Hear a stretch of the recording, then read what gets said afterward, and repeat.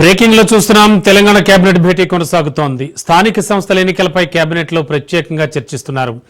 BC రిజర్వేషన్లపై Revanth cabinet నిర్ణయం తీసుకునుంది. ఎన్నికలపై 90 రోజులు గడువు విధించింది తెలంగాణ హైకోర్టు. 30 రోజుల్లో రిజర్వేషన్లు ఖరారు చేసేలా సర్కార్కు ఆదేశాలు ఇచ్చింది. 60 రోజుల్లో ఎన్నికలు పూర్తి చేయాలని ఈసీకి ఆదేశాలు జారీ చేసింది. హైకోర్టు విధించిన గడువు దగ్గర పడడంతో సర్కార్ అలర్ట్ అయింది. బీసీలకు 42% రిజర్వేషన్ల సాధ్యాసాధ్యాలపై చర్చిస్తున్నారు. న్యాయపరమైన చిక్కులు రాకుండా ప్రభుత్వం జాగ్రత్తలు తీసుకుంటోంది.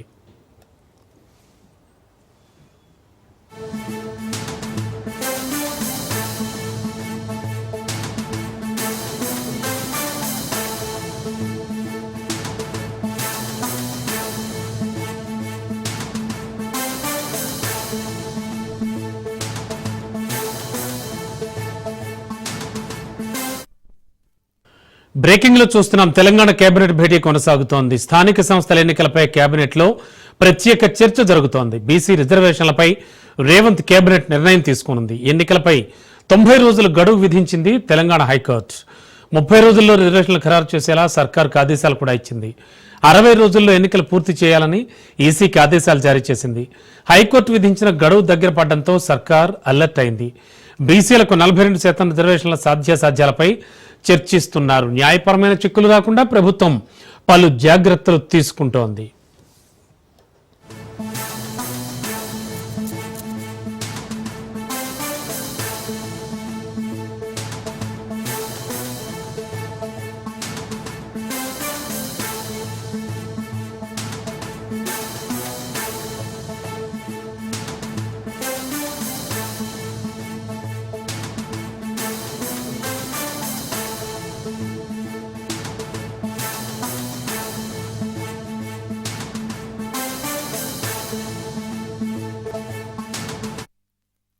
తెలంగాణ కేబినెట్ భేటీ కొనసాగుతోంది. స్థానిక సంస్థల ఎన్నికలపై కేబినెట్ లో ప్రత్యేకంగా చర్చిస్తున్నారు. ఆ బ్రేకింగ్ చూస్తున్నాం. ఇక ఇదే అంశానికి సంబంధించి లేటెస్ట్ ఇన్ఫో అందించడానికి మా కరెస్పాండెంట్ రాజు సిద్ధంగా ఉన్నారు. రాజు, రమణ, తెలంగాణ కేబినెట్ సమావేశం కొద్దిసేపటి క్రితం ప్రారంభమైంది. ముఖ్యమంత్రి రేవంత్ రెడ్డి అధ్యక్షతన ఈ సమావేశం ప్రారంభమైంది. ప్రధానంగా ఈ యొక్క సమావేశంలో పలు కీలక నిర్ణయాలు తీసుకునే అవకాశం కనిపిస్తా ఉంది.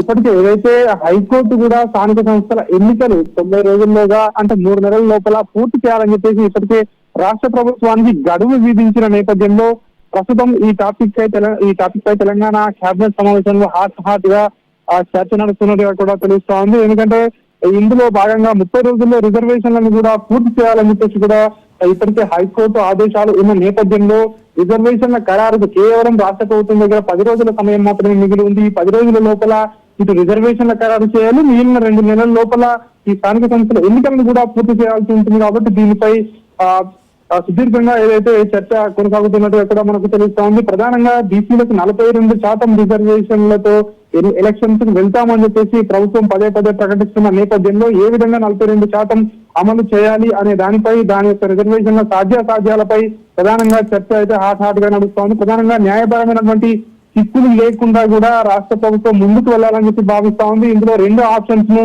రాష్ట్ర ప్రభుత్వం చూస్తున్నట్టుగా కూడా తెలుస్తా ఉంది. ఒకటి, ఏదైతే రిజర్వేషన్లకు 42% ఇస్తూ జీవో జారీ చేసి ఎలక్షన్స్ కి వెళ్ళాలి అని చెప్పి ఒక ఆప్షన్ చూస్తా ఉంది. అయితే ఈ విధంగా వెళ్ళడం వల్ల ఎట్లాంటి న్యాయపరమైనటువంటి చిక్కులు వస్తాయి, అందులో ఏ విధంగా రాష్ట్ర ప్రభుత్వం ముందుకు వెళ్ళాలి, ఒకవేళ ఎవరైనా మళ్ళీ కోర్టులను వాళ్ళు ఆశ్రయిస్తే ఏ విధంగా దాన్ని కౌంటర్ చేయాలన్న దానిపై కూడా రాష్ట్ర ప్రభుత్వం మల్లగులాలు పడతా ఉంది. ఇక 2వ ఆప్షన్ గా ఈ ఆర్డినెన్స్ జారీ చేసి, గవర్నర్ ద్వారా ఆర్డినెన్స్ జారీ చేసి ఎలక్షన్స్ కి వెళ్ళాలని చెప్పి కూడా ఒక ఆప్షన్ గా కూడా ప్రభుత్వం ఆలోచన చేస్తా ఉంది. 42% రిజర్వేషన్లు బీసీలకు కల్పిస్తూ ఎన్నికలకు వెళ్ళాలని చెప్పేసి కూడా అయితే ప్రభుత్వం ఆలోచిస్తుంది. అయితే ఇప్పటికిప్పుడు గవర్నర్ దీనిని ఆమోదిస్తారా లేదా, ఒకవేళ గవర్నర్ కూడా పెండింగ్ లో పెడితే ఏ విధంగా ముందుకు వెళ్ళాలి, ఎందుకంటే సెప్టెంబర్ 30వ తేదీ గడువు ఉంది కాబట్టి ఏం చేయాలి అనే దానిపై అయితే ప్రభుత్వం అయితే ఇక్కడ మంత్రిమండలి సుదీర్ఘంగా దీనిపై చర్చ నడుస్తా ఉంది.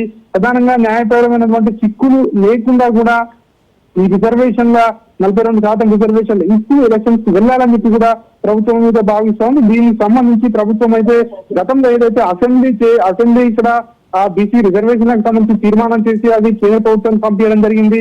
ఇప్పటికే అది రాష్ట్రపతి దగ్గర పెండింగ్ లో ఉంది.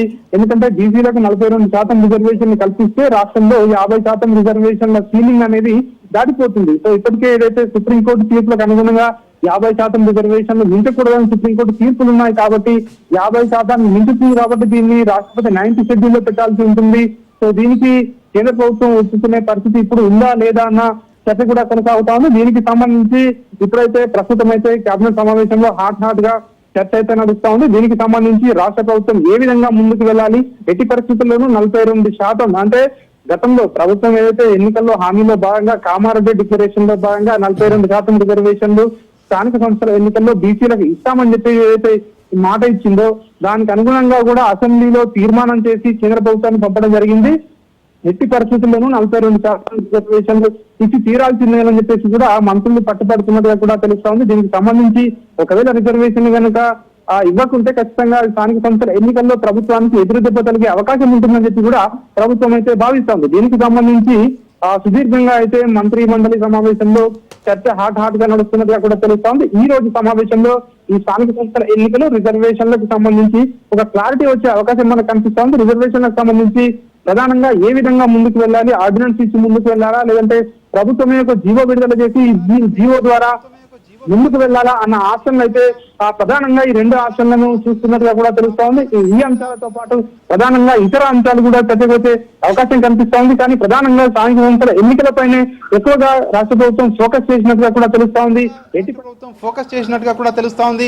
ఎట్టి పరిస్థితుల్లోనూ ఈ రోజు ఈ సమావేశంలో ఏదో ఒకటి ఫైనల్ కంక్లూజన్ కు వచ్చే అవకాశం అయితే మనకు కనిపిస్తా ఉంది. ఇక్కడ రిజర్వేషన్లు 42% రిజర్వేషన్లు కల్పిస్తూ ఒకవేళ జీవో ఇచ్చి ముందుకు వెళ్తే ఇప్పుడున్న పరిస్థితుల్లో సో దానికి వచ్చే న్యాయపరమైనటువంటి చిక్కులను ఏ విధంగా ఎదుర్కోవాలన్నది కూడా ముందే దీంట్లో ఈ సమావేశంలో చర్చించి ఆ తర్వాత వచ్చే కాన్సిక్వెన్సెస్ ను ఫేస్ చేసే విధంగా కూడా నిర్ణయాలు తీసుకోవాలని చెప్పి రాష్ట్ర ప్రభుత్వం భావిస్తున్నట్టుగా కూడా తెలుస్తోంది. రాష్ట్ర ప్రభుత్వం ఆలోచన కూడా అదే విధంగా ఉన్నట్టుగా కూడా తెలుస్తోంది. దీనికి సంబంధించి మరికొద్ది సేపట్లో ఒక క్లారిటీ అయితే రాబోతా ఉంది. దీంతో పాటు రాజు యువ వికాసం కావచ్చు, అదేవిధంగా గిగ్ వర్కర్ల కోసం ఆ కొత్త చట్టం తీసుకురావడం కావచ్చు, అదేవిధంగా ఆ NDSA నివేదికపై చర్చ కావచ్చు, ఇట్లాంటి అంశాలపై కూడా ఈ కేబినెట్ సమావేశంలో చర్చిస్తున్నట్టుగా కూడా తెలుస్తా ఉంది. గతంలో ఏదైతే 18 సార్లు ఇంతకు ముందు సమావేశం, ఈ రోజు 19వ కేబినెట్ సమావేశం జరుగుతా ఉంది. దీనికి సంబంధించి గతంలో తీసుకున్నటువంటి నిర్ణయాలు అమలు కూడా ఈ సమావేశంలో చర్చిస్తున్నట్టుగా కూడా తెలుస్తా ఉంది.